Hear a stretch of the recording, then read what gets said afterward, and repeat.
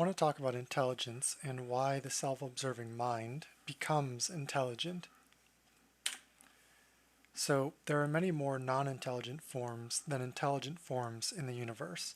And what I mean by that is if you think about what makes up the known universe, most of it is just things like simple hydrogen atoms, right? So the majority of what we think of as matter or energy is not constituted in an intelligent form like a brain or an animal.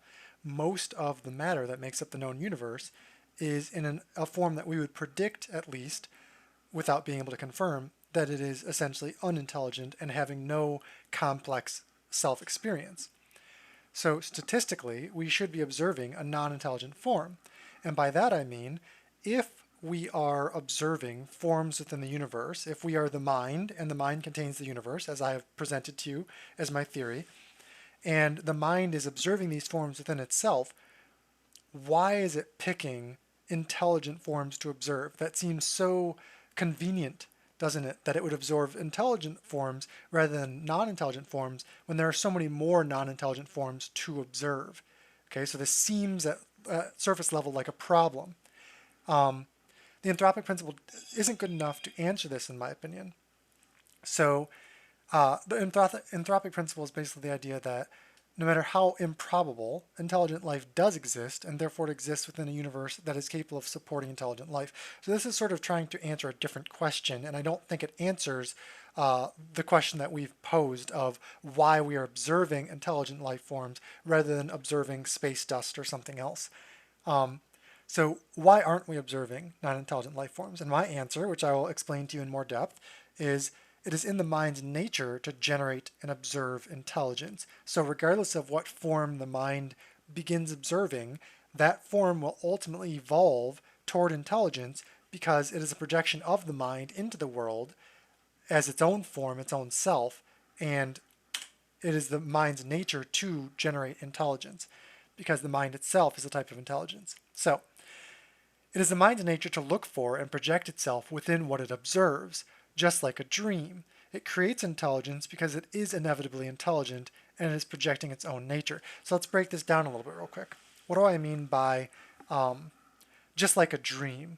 So if we think about a dream, so inside the dream, we have, so first of all, we have this person who's sleeping, right? And they dream of a reality where they are, let's say, not sleeping, right? They're having some kind of experience. It's not a dreamless sleep. So the dreaming self contains the dream, okay? And if we go back to this, so the mind, it is in the mind's nature to look for and project itself within what it observes. So in other words, you, the dreamer, are projecting yourself into the dream. So you're experiencing the dream from the perspective of a character within the dream. Why don't you generally have a dream about being space dust or a rock or something like that? It's not to say that you couldn't, but because you are always observing yourself within the dream, or I should say you're observing from your own perspective within the dream, whatever you are observing inside the dream is going to have yourself projected onto it.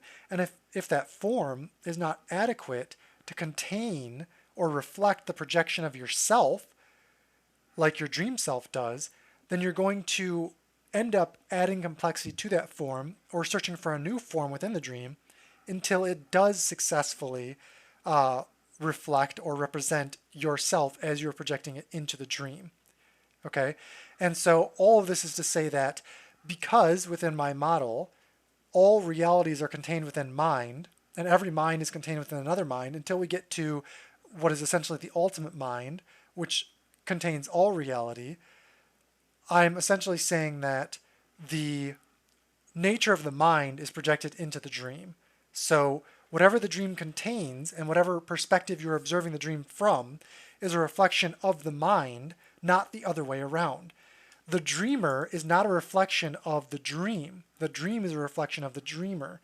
And so as you dream, you're projecting yourself into the dream. So if we think of what form we are going to observe as the mind, as the dreamer, we're going to observe something that reflects us. So if the mind is itself a type of intelligence, no matter how simple, as that intelligence grows and as that intelligence observes, what it's going to observe and how that thing evolves has to reflect the nature of the dreamer or the mind. So the brain exists in the mind as an object. The brain does not generate the mind, it is a lens or form that grows from the underlying intelligence of the mind as it projects its form or self. So again, going into this kind of dream analogy where we are the dreamer, right? And as we are dreaming, we're projecting this dream self, which itself has a form. So if you were to think of, let's say, your brain, well, if you're talking about the dream, what is your brain inside the dream? Is it the same as this brain outside the dream? Is it the same as the dreamer's brain? No. What you do to this brain inside the dream, you don't necessarily do to this brain outside the dream. So this brain inside the dream is a conceptual object. It's a projected object. It's essentially a work of art rendered by this brain that's outside. But according to my theory, this brain is also contained within a mind until you get to a mind that contains forms but is itself not a form. It is a formless thing. So, in other words, because form only exists as a conceptualized object within the mind itself is not a form. So basically, the point of what I'm saying here is that the brain exists in the mind as an object. The brain does not generate the mind. So mainstream science or scientists would say that the mind, thought, experience doesn't exist without the brain. I am fundamentally disagreeing with that and stating the opposite, that the brain doesn't exist without experience. That the brain, like all objects in reality, are a projection of the mind, and so really they are just akin to objects within a dream. So if you think of having brain surgery, if you have brain surgery on yourself within a dream, right, that surgeon is operating on a dream object. It is not your actual mind that they are operating on. But depending on how hyper-realistic the dream is, or the simulation, whatever, computer simulation would work similarly but differently, depending on how hyper-realistic it is, your experience will reflect what is happening to that object. So in other words, if in a dream, if you get, let's say, stabbed, you might feel pain, even though technically speaking, the neurons that are sending that pain signal inside the dream are not real. But because your dreaming mind assumes that stabbing should mean pain, it projects that pain. So you see how the reality within the dream is based on the reality that is understood by and projected by the mind that creates the reality within itself. And so I'm saying that our reality, even though our reality is more ordered, more stable than a dream generally would be, you could consider it more hyper-realistic, our reality still functions on the same principle that every object within this reality is just an object that is conceptually within the greater mind that contains this reality. So the brain does not explain intelligence. Intelligence has to explain the brain. So let's talk about deep hypothermic circulatory arrest. Okay, so this is a medical procedure that essentially kills a person for usually up to an hour by basically freezing them to death. It's a little bit of an oversimplification, but this is not a medical journal. So you can Google this or Wikipedia or whatever for more details. So basically, the operation, it freezes the person to death in a medically controlled way, and all of their heart and brain activity stop. So I want you to understand, and this is very important, that this individual going through this is dead for up to an hour. They are dead. They are clinically dead. They're not just dead like in a near-death experience where maybe they had low brain activity like anesthesia or something like that, and they come out of the anesthesia and we don't know if the memory was created during the process of coming out of it or whatever the case may be. The point is that this person is clinically dead. There's zero brain activity and zero heart activity, okay? So it is literally a corpse that they're operating on. So when they come out of this, the electrical activity returns to their brain, their heart continues to pump, etc. And they have the experience of being the same person. Now, there's no way to prove that they're having the same experience of being the person, but I'll kind of talk about that in a moment in the next bullet point. So I'm comparing this to Theseus' ship or making copies of yourself. So if you think about Theseus' ship is basically the idea that if you have a ship, right, and the ship is slowly replaced, every plank, every piece of wood, every fiber on the flag, every part of the ship is slowly replaced by new wood, new parts. Is it the same ship if everything on the ship is new? So you could compare this to, for example, your skin cells dying and renewing themselves. Are you the same physical person if every single part of your body has been changed over time? Now, I don't actually believe that every single part of your body changes over time, but that's not the point that I'm trying to make. So the idea is just that the question is this the same object if nothing about this object is the same as the previous object, Theseus' ship? So if we compare that to the idea of dying and coming back to life and copies. So the reason copies are important is because if we have an object like a brain, like a person, right? If we have an object and we make a copy of it that is absolutely identical in every way, okay? Every fiber of their clothing, every memory, every particle in their body and brain, every neuron, everything is exactly the same, okay? Is that the same person? Well, I think intuition, now technically speaking, we can't scientifically prove that it's not the same person, but because we can't see inside their consciousness, we don't know what they're experiencing. But logically and intuitively, this is obviously not the same person, right? Because even if they have the exact same memory, you can't have two point of views. You can't experience two point of views at the same time, which means that these are two different people having two different experiences. Now, again, we can't measure that inside their mind. We don't have any way to access that experience directly, but it seems self-evident and intuitive that these two people cannot be the same mind. Even if they have all the brain cells in the exact same place, even if they have all the neurons firing in the exact same way, all the same memories that they're drawing upon. So you could say that they have a similar identity. The identity and the form have been copied, right? But the self is having, or I should say the experience or the point of view are different. Okay, and this is important because experience and point of view are not the exact same as identity and form. So how does this relate back to the idea of Theseus' ship and the surgery where a person is actually killed and then comes back to life? Well, if you have brain activity, right? So this is your brain activity. If you have brain activity and then you're killed and that brain activity ceases, right? It flatlines and then it's brought back, that is essentially, philosophically, the same thing as a new person being created inside that body, right? Because there's no guarantee of the continuity of your identity when a new activity starts in that same brain. So you would say like, oh yeah, but it's all my same memories. The copy has your same memories, right? The only thing that separates you from an exact replica, an exact copy of you, is not your memories or anything like that. It's the point of view. But if it's the same body, right? It's the same body. How do you know which mind is coming back into that point of view? How do you know that there's continuity between your experience of yourself and somebody else's or a copy's experience of yourself, in the sense that the brain activity is coming back into a body, but there's no guarantee that what self it produces is you. It will have your memories and your experience and your body and all of this. All the form is the same. But if the form in a copy can be the same, I know this is difficult to understand, but just try to bear with me. If all the form, all the physical matter in the copy is the same, and that's not having the exact same experience as you, then what guarantees that this will have the same experience as you? And this is similar to the idea of the Star Trek, what's it called?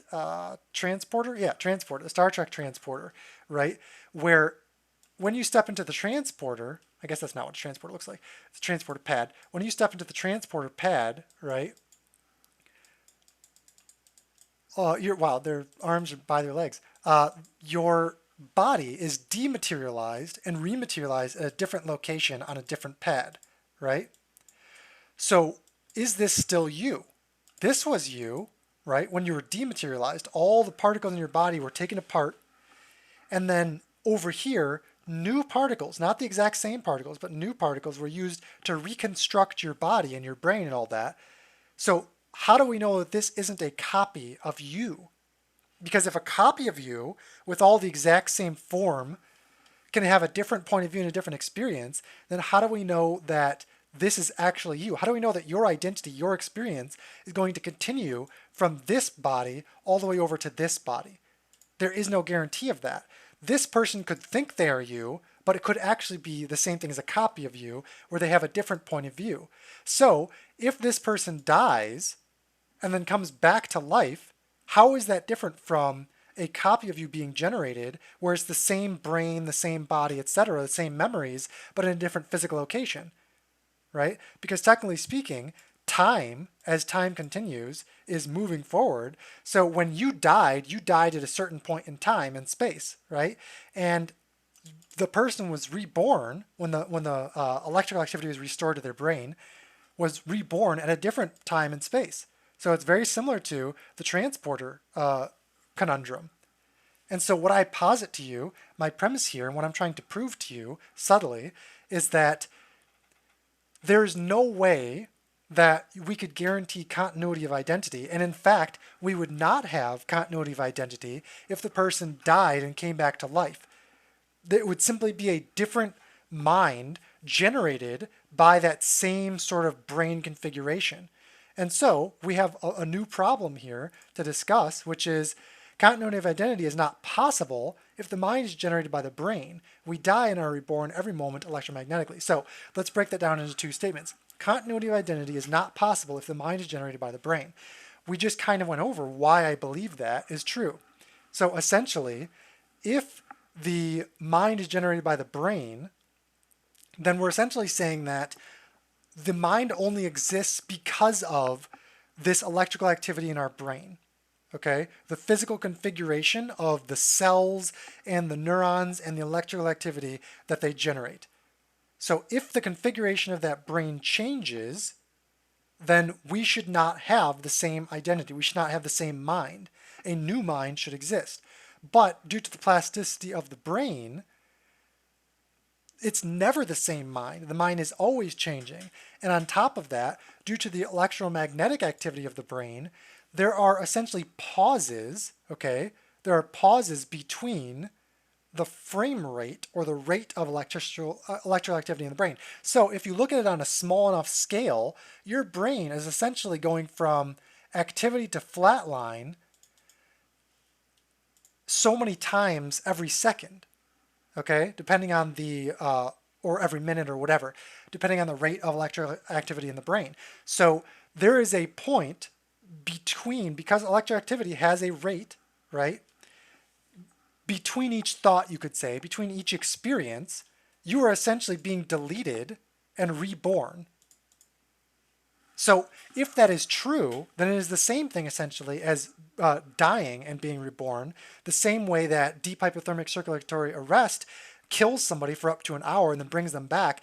And we intuitively believe that that is the same person coming back. But if it's the brain creating this identity, then it shouldn't be the same person coming back, because the brain is simply just going to generate a mind or an identity based on whatever electrical and physical configuration it has. And so it should be creating essentially a new self every time it has activity.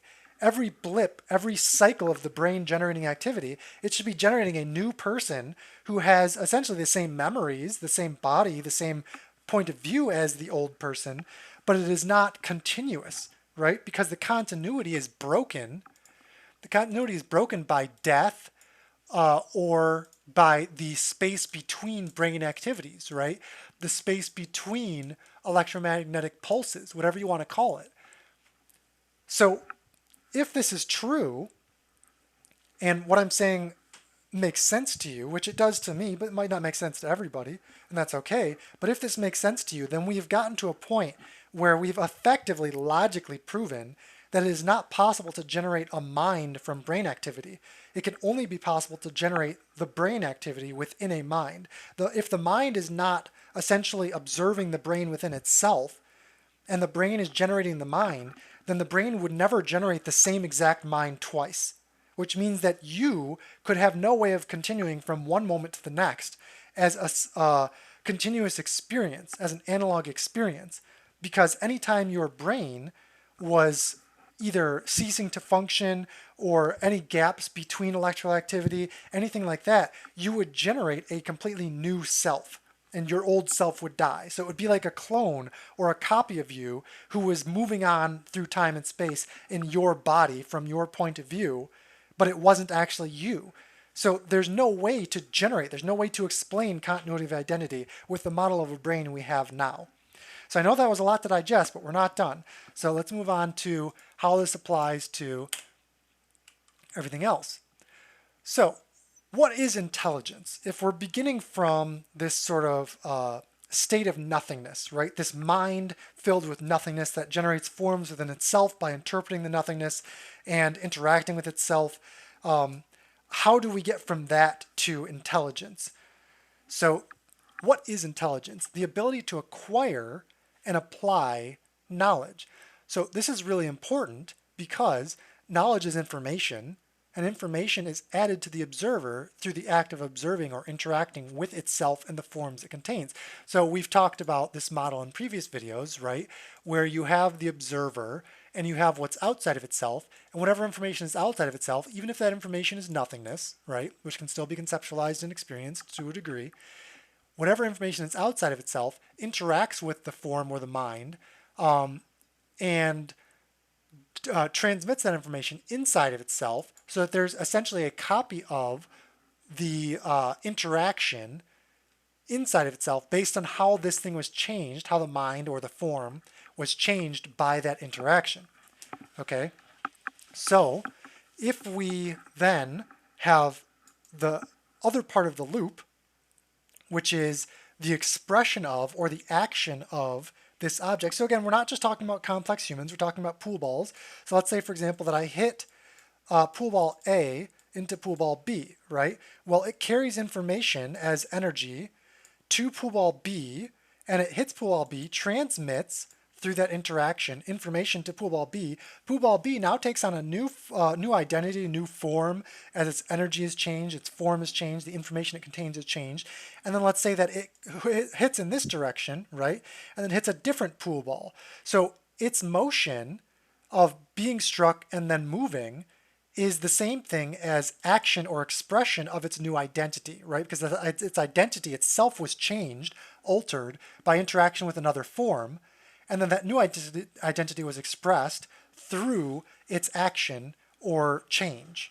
Okay, so even with pool balls, we can talk about the change and expression of identity in self as the intake and output of information. So we end up with this loop, right? So if we think of intelligence as the ability to acquire and apply knowledge, then essentially every form has some base level of intelligence, which is the ability to acquire through interaction information, which is the same as knowledge, and apply that knowledge through action or expression, right, out into the world. So everything is doing this to a degree, but it becomes more complex or compounded within the mind because of the nature of the mind. So as the mind interacts with information, it gains information, which changes the information it contains and is interacting with. So this is a lot like a video feedback loop with increasing complexity. So let's read this again. As the mind interacts with information, okay, so the mind is interacting with information that appears to be coming from the outside world. Now again, just to go back to the original videos, technically speaking, the mind, there's nothing outside of the mind. But the mind conceptualizes that nothingness, which creates the idea of something outside of itself interacting with it. So once it contains information, then those objects are interacting with each other. So there's the concept of objects within the mind interacting with each other, and that creates the effect of an object outside of another object interacting with it. Okay, so as the mind interacts with information, it gains information, which changes the information it contains and is interacting with. So the outside world and the inside world are constantly changing and exchanging information with each other. So remember the fundamental equation, right? Everything has to add up, which means that if the outside has one number, right, and the inside has another number, then as one changes, the other has to change in order for them to add up. I think I did a poor job explaining this, so I'm redoing the math to give a better demonstration. And basically the point I was trying to make is that if we take the fundamental equation and we take this as an object, and let's say the object is equal to 100, then we pull that down and say 100 is equal to a plus b, then we can essentially say, for example, that if a changes to 25, then that affects b, which would then have to be 75, for example.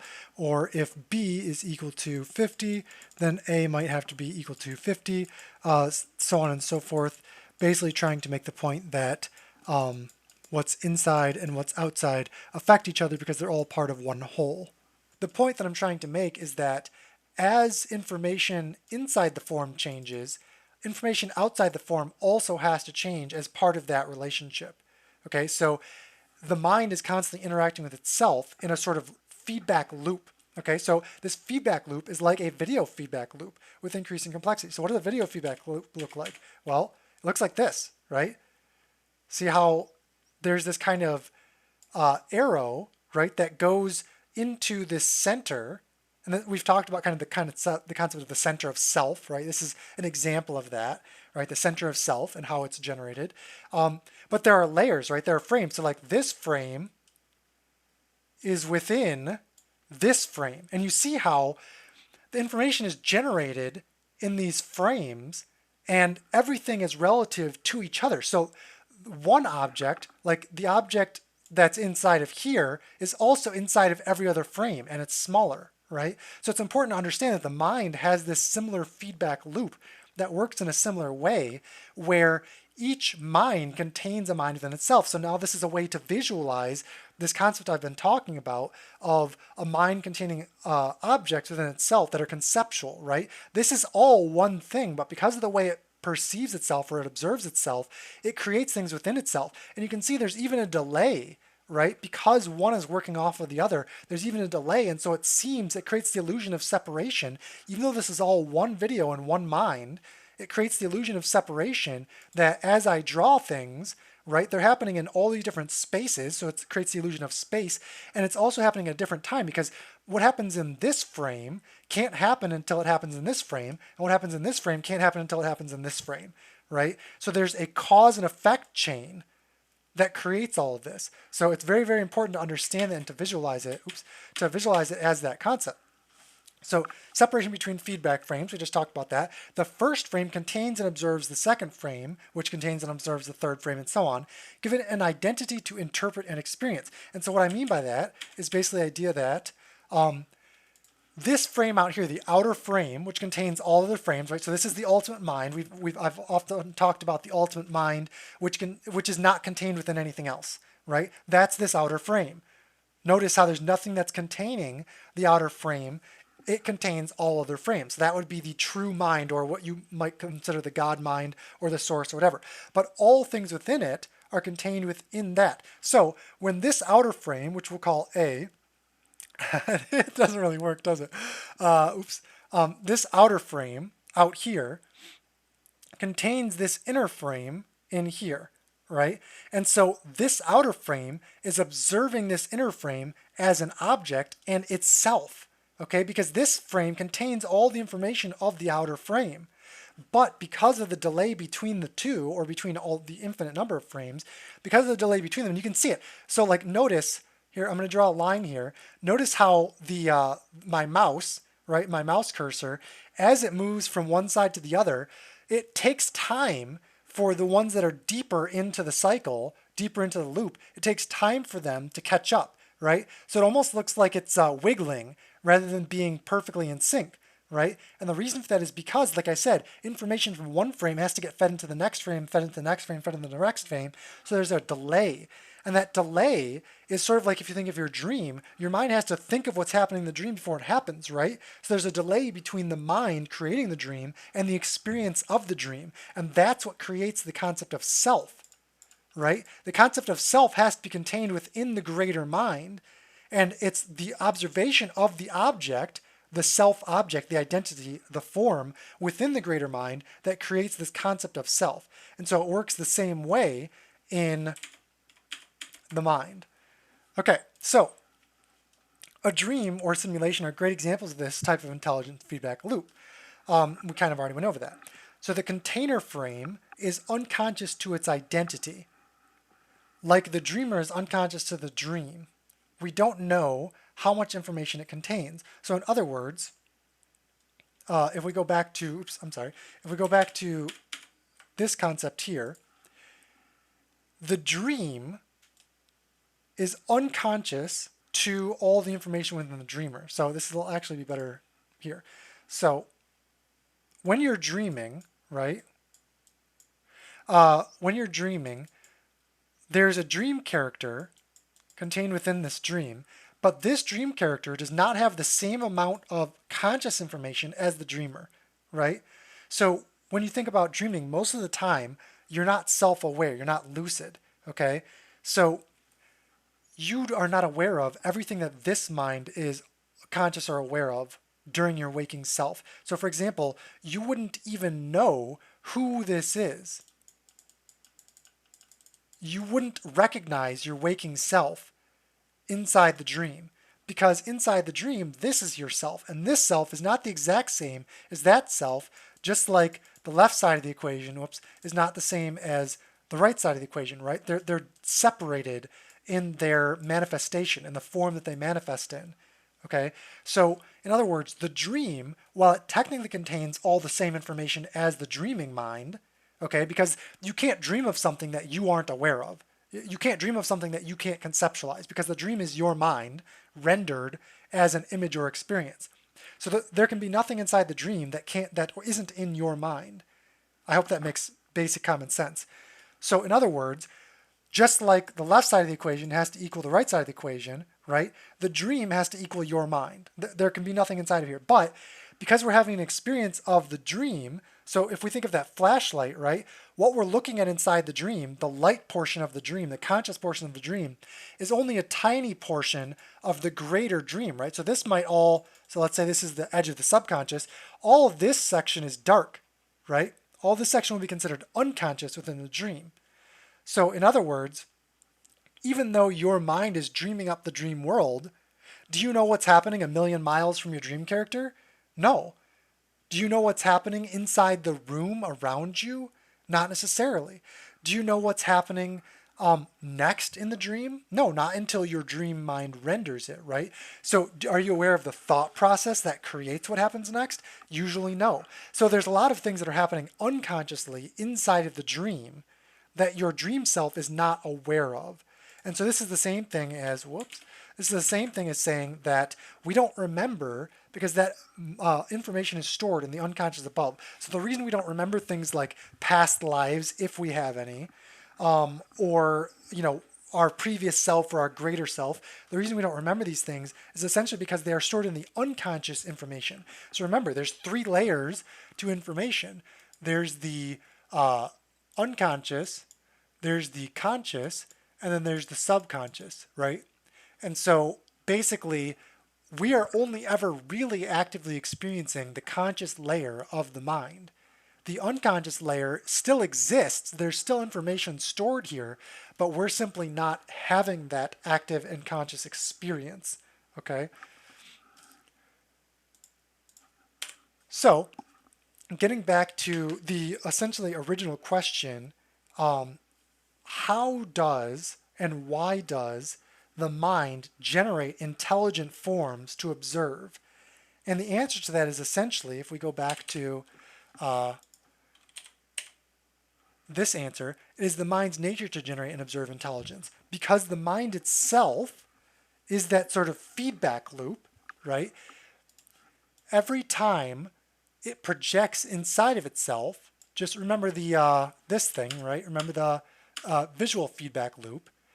every time it projects inside of itself a frame, that frame becomes something that can be interpreted as information by the frame outside of itself, okay? So if you understand that the mind is constantly observing and changing, altering itself based on what it observes, and it's observing objects within itself, then you create this loop, this intelligence loop between the internal world and the outternal world, or the internal mind and the external mind. So in other words, there's this loop where the external frame or the external mind, so think of it like a dream, okay? The dream is always a really great metaphor. So as the dreaming mind creates this dream inside of itself and has an experience inside of the dream, that dream experience also becomes part of your memory and awareness of the external mind. So there's a loop where who you believe you are, what you understand, the knowledge, I don't know where that slide is, but the knowledge that you contain, right, is evolving according to this feedback loop, this constant circular feedback loop of the mind interacting with itself. So because the dream character, just like your actual self, is essentially a projection of the mind that contains this universe, just like the dream self is a projection of the dreaming mind, you are constantly updating and evolving the dream character, which is a projection of the dream mind. So our reality that we are observing through our point of view of this body and this brain and all of that is essentially a reflection of the greater mind that is creating this universe within itself. So it's not going to, at least not for long, visualize itself as, say, for example, a rock, because that rock doesn't have the capacity to represent and update the information that is being fed into it and then back to the mind, right? Because as the mind is experiencing the rock, it's trying to comprehend and understand what it means to be the rock as that information is fed back. And remember, this doesn't have to be a complicated process at the start. Just like the pool balls interacting with each other is a feedback loop. The mind experiences a feedback loop as it experiences what it is to be the rock. Okay, so you have to try to think of it as if you're dreaming that you're a rock, the mind that is dreaming of the rock is constantly getting updated based on its experience as a rock. And as the dreaming mind gets updated based on the experience of what it is like to be a rock, it's going to become more complicated, right? Because information is increasing. And as information increases, the complexity of the mind that contains that information is increasing. And as the associations create a more complex identity, that identity then becomes projected as a more complex form into the world. Okay? So the storyline, the story arc of yourself as it experiences the universe is going to become increasingly complex over long, long periods of time, just like evolution. Okay? And what evolves? Intelligence evolves. So evolution always moves towards intelligence because what is intelligence? It's the ability to take in and apply information. So as you take in information, you contain more information. And as you contain more information and apply more information, you're applying more complex information, which essentially means you're applying more intelligence with every decision that you make. And even if that decision is passive, it's still a more complicated decision. And as that happens over time, and it's operating within a more complex environment, right, it's ultimately going to evolve toward a more complex concept of self that has to interact with and understand a more complex universe. And so that is my explanation, at least my basic explanation. We could go into more depth, but let's not. Of why the universe evolves intelligence naturally and how that is a result of the interaction between the internal mind and the external mind, or the mind as an object, the mind as a self, an identity, and the mind as a container or a dreamer or a creator of the universe. And so you'll never remain or end up being like a particle of space dust, because that particle of space dust even if it was observed by the mind, would eventually become something more. Like if you think about it, uh, why are we observing these intelligent beings? Well, because whatever we were, whatever we started out as, space dust, it doesn't matter, no matter how simple, our mind evolved. So the reason we're observing the intelligent being is because it's our mind that's projecting the being, and it's our mind that evolved. So yes, there's still space dust around, but we're not observing space dust because we're observing ourself, and our self has become more intelligent and complex just as the universe has. And so we're going to observe the complexity, right? We're going to observe ourself. We're not going to observe, or at least not directly, the space dust because we've evolved beyond that. So without repeating myself here or going into too much of a separate lecture, I hope that makes sense, and I hope it helps and at least gives you some concept of how we can kind of conceptualize the brain as something that exists within the mind rather than the mind within the brain, and how really, at least on a logical level and intuitive level, it's actually impossible to believe that the brain can generate the mind rather than the other way around. So thanks for watching, and again, I hope that helped.